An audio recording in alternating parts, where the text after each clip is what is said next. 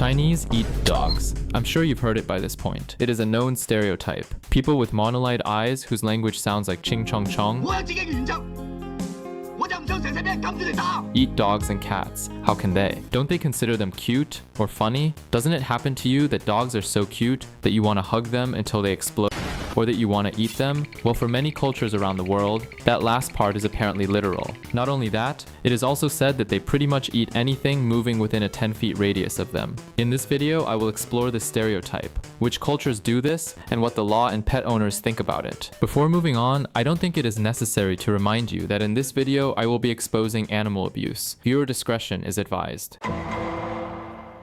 It is true that China has history with eating dogs. I will start by mentioning the Yulin festival. This is a solstice celebration festival in which rural people gather to eat thousands of dogs, starting from the 90s decade. Most of China disagrees with this. Keep in mind, people in China do keep pets, and no, not for consumption once they die. They are simply normal humans, and most of them recognize dogs as a companion, not a natural human prey. Still, the Yulin festival is still celebrated to this day, isn't prohibited, and eating dogs in China is still legal. Politicians have tried to abolish this, not out of the goodness of their hearts, but mostly because it is not exactly a good reputation for China. Eating dogs was indeed a common practice across much of China for centuries, going back to ancient times and continuing through many dynasties, including the Han. It wasn't until later, especially with the influence of Buddhism, Taoism, and changing attitudes, that it gradually fell out of favor. Dogs became more valued as companions and guardians. But of course, a really small part of the population, whose favorite meal was the hot dog, and I mean that literally, decided to keep eating it secretly. That's how there's people, even today, trading and eating dogs despite being frowned upon by the majority, like it was socially illegal. You never get to fully erase these kinds of things out of a society. What about the cats?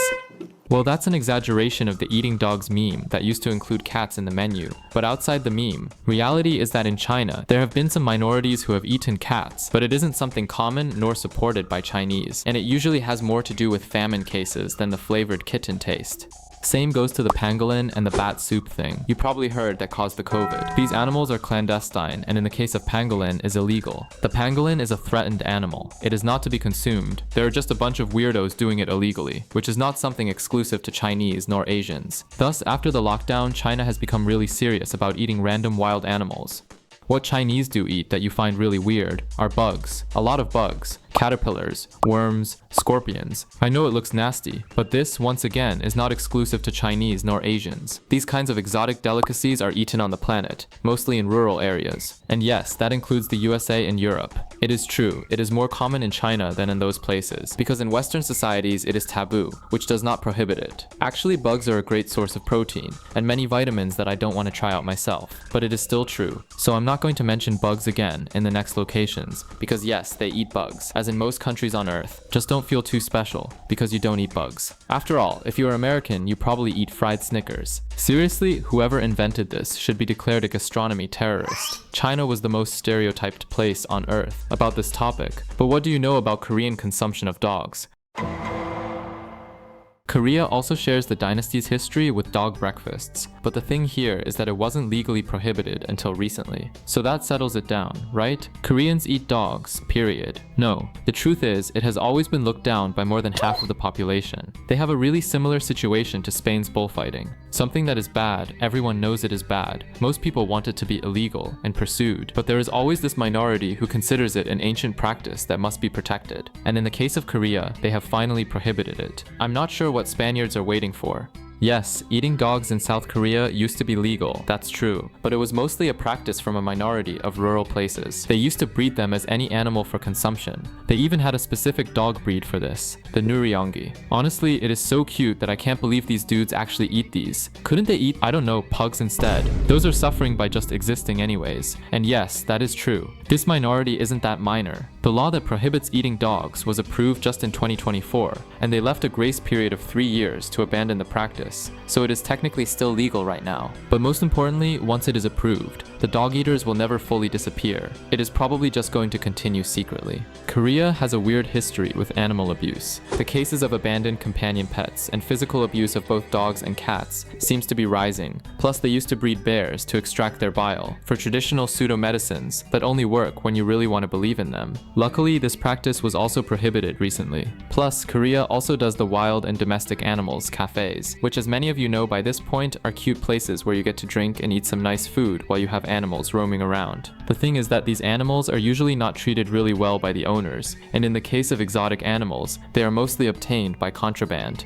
At least this last group has already been prohibited by law recently. It is like the country is awakening towards the animal topic. These cafes also exist in Japan. The case is pretty much the same thing, for which I'm not making a chapter out of Japan's case. They used to eat dogs and rarely cats, but very rarely. It is really looked down upon nowadays, and the minority eating them is really tiny. Though it is technically legal to eat dogs in Japan, it is not legal to kill them, so if you manage to get them from another territory, you can technically eat them. What I have to mention before moving on is the practice of San-nakji, eating alive octopuses, either intact or just mutilated. Octopuses are one, if not the single most intelligent animal on the planet. More than that, they have brain cells not only on their brain, but spread across all of their entire bodies. And many studies have proven not only their intelligence, but an ability to feel pain, or at least some sort of suffering. In my opinion, we shouldn't be making studies just to assume other animals can feel pain, so we should start calling San-nakji as it is, an aberration, period. Don't get me wrong, I'm not asking you to go vegan whatsoever. I'm asking to please kill the animals before cooking them. There is absolutely no need to season it with the animal's suffering. Plus, this dish is dangerous, even if you slice the animal before trying to swallow it. Remember the brain cells thing I said? It might stick to your throat trying to escape.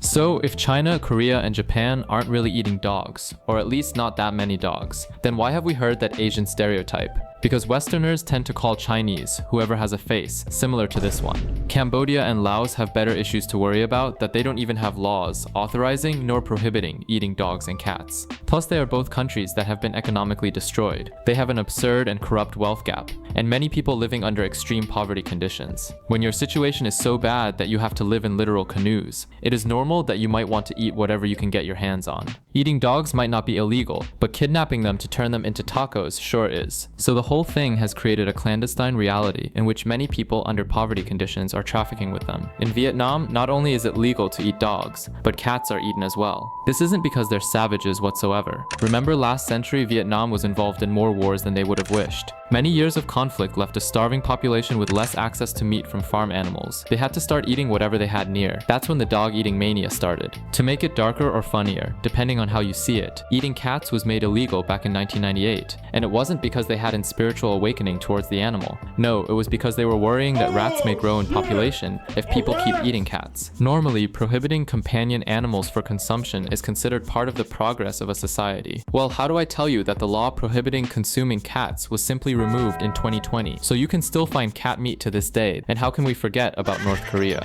They literally have to eat even dirt if necessary to survive, given their circumstances. We know little about their life conditions, yet we have a lot of evidence of how common it is to eat dogs there. It gets to the point that if you take the guided tour to North Korea, you're most likely going to be fed with dog soup. Out of Asia, we find that at least 20 African countries report eating dogs as a normal practice, and those are just the ones that are officially reporting it and not hiding it. This practice has also been historically found in Mexico. Before colonization, Aztecs loved dog meat. If you have paid attention, first of all, what are you waiting to leave a like, subscribe, and most importantly, share the video with your friends, so you can enjoy more videos like this one. And second, it is possible you have noticed that the cat thing is mostly exaggerated because it kind of sounds good for the title.